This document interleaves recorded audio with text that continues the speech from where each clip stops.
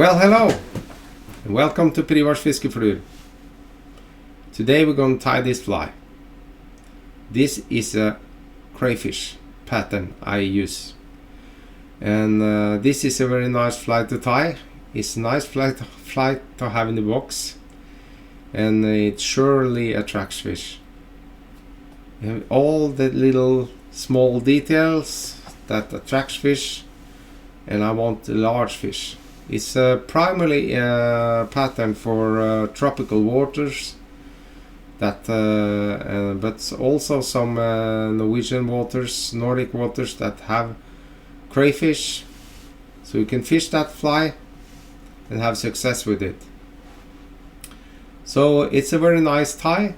It's not so very difficult. So follow on and see how I tie this fly. Alright. Well, I'm gonna tell you a little about the materials I've been using in this fly. First and foremost, I use this hook, Eric's SA250 shrimp size 4. And to start with the front, I have this squirrel sunker strips like this to use to make the claws. And I also use some barred silicone legs like this to antennas. And I have these homemade eyes that I used. And I have this crystal chenille for the mouth parts and the front. Alright. And I also have this dubbing brush made of Congo hair, baitfish blends. And I used some gold metal thread in 0.2 millimeter from Semperfly, and I also have some weight on this. This is dumbbell ice in size XS. What did I forget? Yes, I forget some. I use some baitfish blends for shellback in this color and size, brown trouts. Alright, did I forget anything? Yes, about the tying thread. There's nothing special about that. I use some white thread that's easy to color, and I use some pro marker to color the white thread. Well, I think I got it all. So, well, this only leaves you to see the video. So follow on and see how I tie this fly. Well, now we're gonna start tying this fly. I start with putting the hook in the vise and attaching my thread.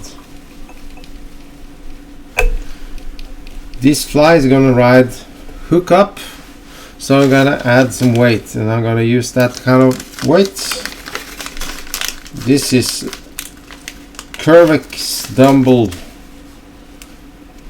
dumbbells, and attach it with some crisscrossing and some wrappings like this, just to make it stay in place. And I take my super glue, a little dab of that, and it's gonna stick there like that. And now I take my thread about up to here, and I take my squirrel sunker strips. There's a lot of materials these days, so well, you see how it is. I snip off a piece. This is gonna make the claws of this fly, and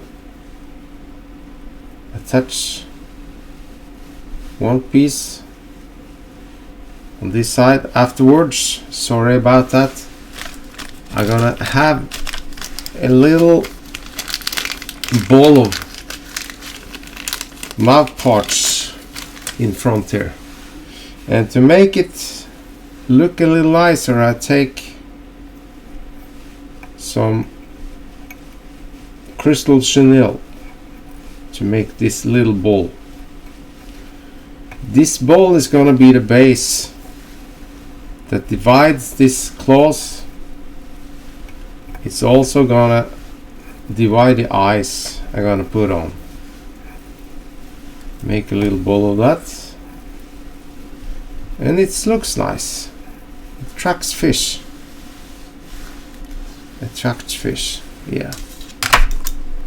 Snip of the piece and then tie down like that. You see? Try to make the fibers stick forwards. I take this one piece and I'm gonna make it shine up. I think I just gonna I just make it like that, tie it into the side. That's what I'm gonna use, like this. That's one claw. Snip that off. You take the other piece. I have to just snip off some of it because it's way too long, and I measure out how long I want it. I want it just as long as the other one. I think that's about right. Tie it down to the other side of the hook like that. See, now it's looking very nice. Snip it off like that. Alright, and now I'm gonna make some, well, kind of here's on top here. I just want to take this other piece of, maybe I should just make it, I think I take just the thing from this sunken strips, just snip it off.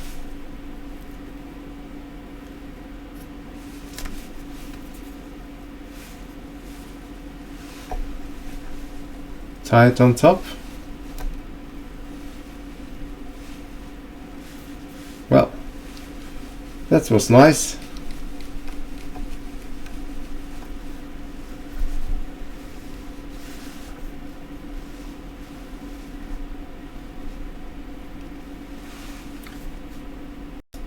Wow, I forgot. I tied it upside down.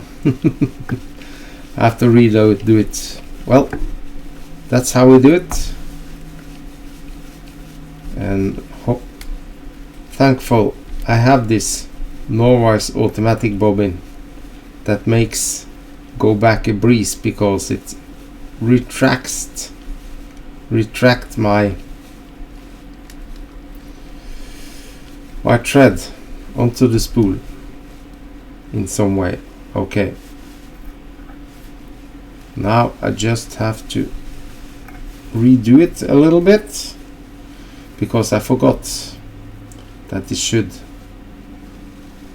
ride this way, not the other way. So easy to forget, very easy to forget, but I saw it and I redone it. Very authentic.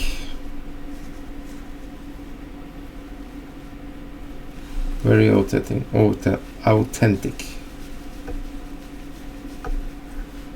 Now you have it. All right.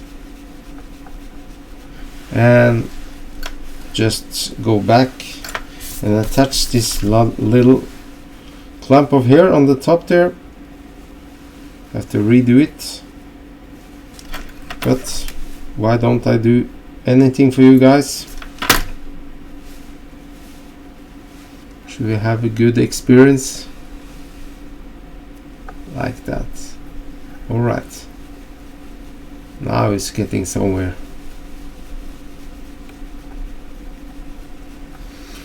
And now I'm gonna take on my eyes This is gonna be some black homemade ice.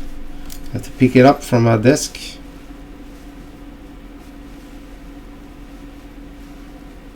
Here you have it. Let's see. You tie it in on the side, make it stick up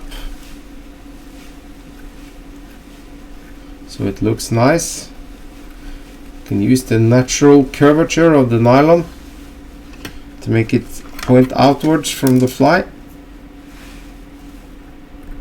I made a lot of those ice just some days ago, so I have a lot of them. Attach the other side.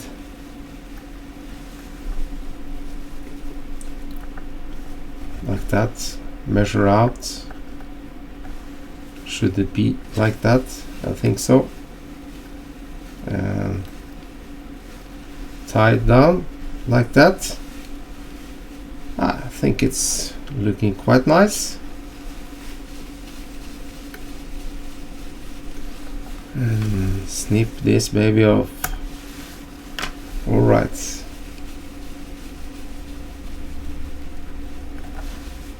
See now, the claws is very nice. It's gonna move very nice in the water. And like I said, I'm gonna take some I'm not quite sure if it's nice or not, but I take some antennas on this. I'm not quite sure that crayfish has antennas, but it sure do attract fish. Take one on each side of that, like this. I like rubber legs. Now it's time for attaching the rib. The rib has fallen out of the spool, I think, so I have to redo it like that. Well, fuck it, just take it out from the spool. Okay, and attach the whole thing onto the side like that, and be sure. Oh, it slipped out. I'm gonna attach it a little another way. Just double it over the thread like that, and it will never slip out. So, and snip off the short piece. So now we've done that, and now I'm gonna add to the rest of the body. This is for the shell back. Alright, now I'm gonna take my dubbing brush and attach that to the top, to the side here, like that. Be sure to not cover the tip of this dubbing brush because it's very sharp, almost like a knife, and it will surely cut your thread. Now take it. Maybe I should have some flash in this guy. No, I don't. Take some wrappings. You don't have to. Take some loose turns. Be sure not to cut yourself onto the hook. Go around the hook eye. Not the hook eye, but the double eye.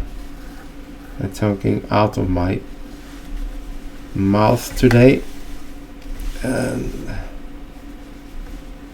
like that, and well, it's looking quite nice. And I use my pliers just to snip this thing off as close as I can. Well, it's a bit wrong angle. There he was. All right. Now the big question comes.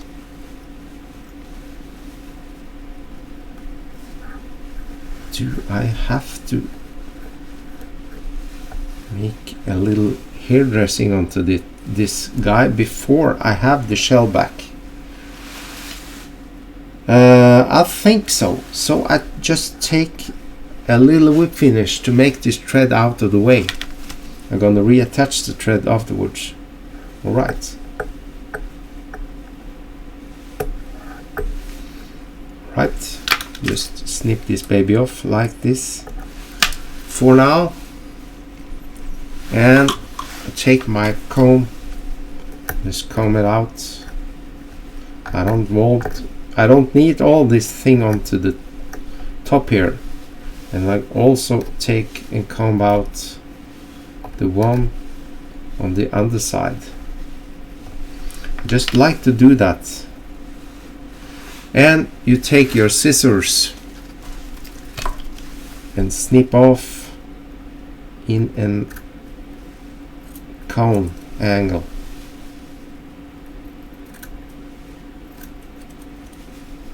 And also to the bottom. A little bit of that. It's also gonna stick some.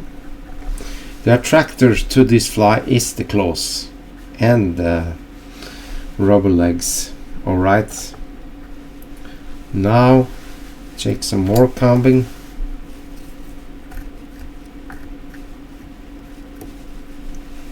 And some more hairdressing. I think that's quite enough.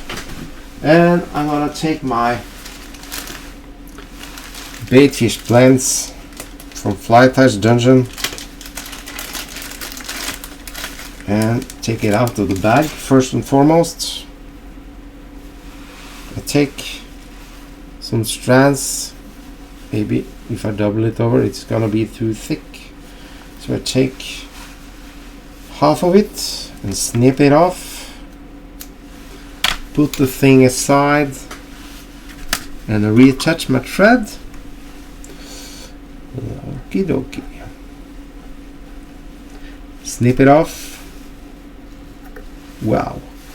Now, where did I put it? Yes, there.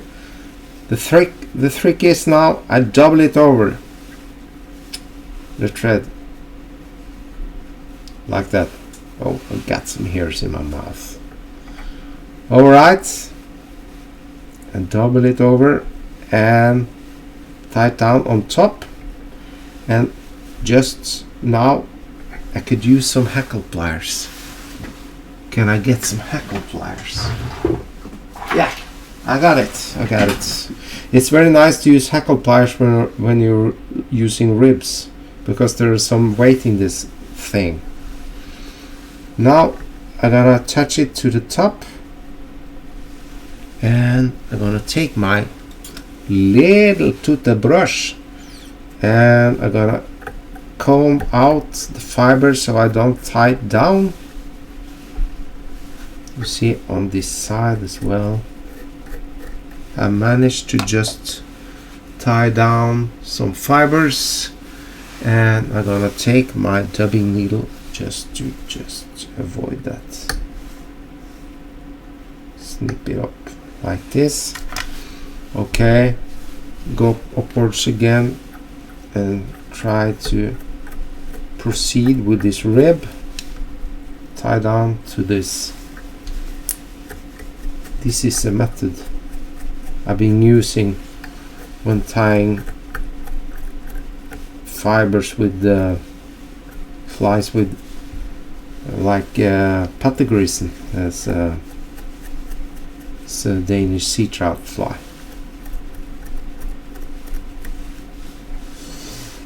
Like that. And I always like to rib with metal thread. I think it's very nice. Let's make a good shine of it. Take it around the thread and tie off this little thing, and you can helicopter it if you want. It will break off eventually. like that. And I see I have a little job if in front of me. I have to brush out some fibers, make a nice end of this, and use the whip finisher. I also have some permanent marker to color off this thread like that. Alright, I'm gonna color this afterwards. I just have to do, you see this long here now is gonna stick over the front of the eyes, and measure out a little bit, because, and take your scissors and just measure out, snip it off. You can adjust it a little later. I'm sure I'm gonna do that. But first and foremost, I'm gonna take my comb out some hairs, maybe do a little more hair dressing, and you see now it's getting very nice. It's looking nice. Some hair dressing. It's always some loose hairs. Alrighty then. Oh, this fly is looking fantastic. Just bragging, just bragging. But I'm pleased. That's a lot to say. I'm allowed to say that, ain't I? I have to be pleased with the things I make. Alright, and now I take my instant marker and just color the white thread so it blends into the rest of the body.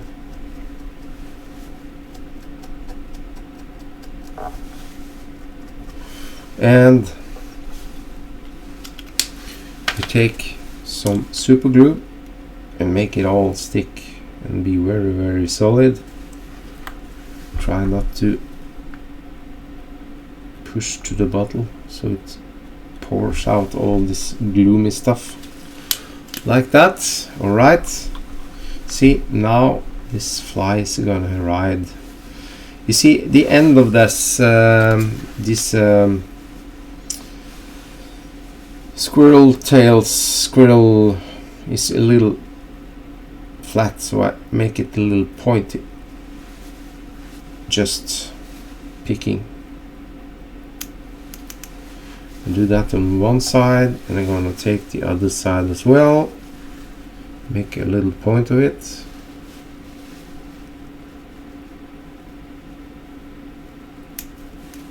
Like that. Well, maybe this antennas is a little bit too long. Take it shorter, like that, and arrange it a little.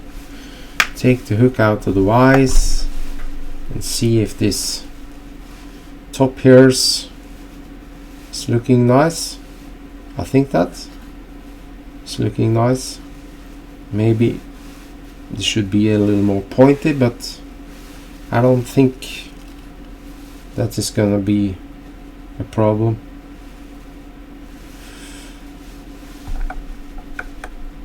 Well, I have to attach it to the hook vise again and turn it around so we'll see it more better. See how it looks. I'm going to change the angle a little bit.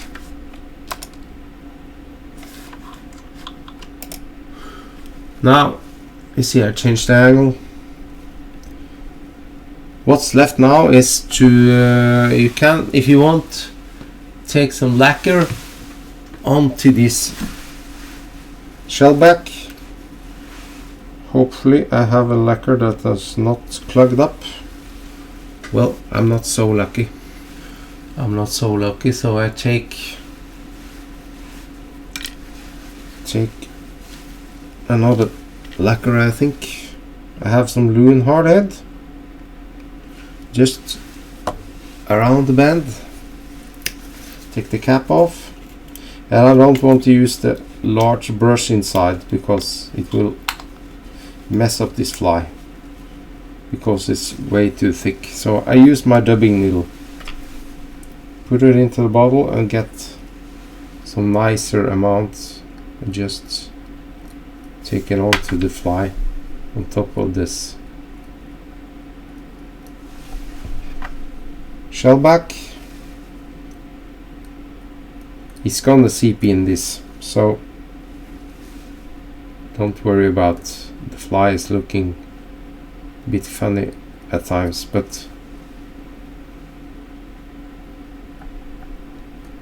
I like the lacquer that goes into the fibers, that strengthen it, other than fibers that concealed by some UV resin or epoxy or something, because that's resin that's just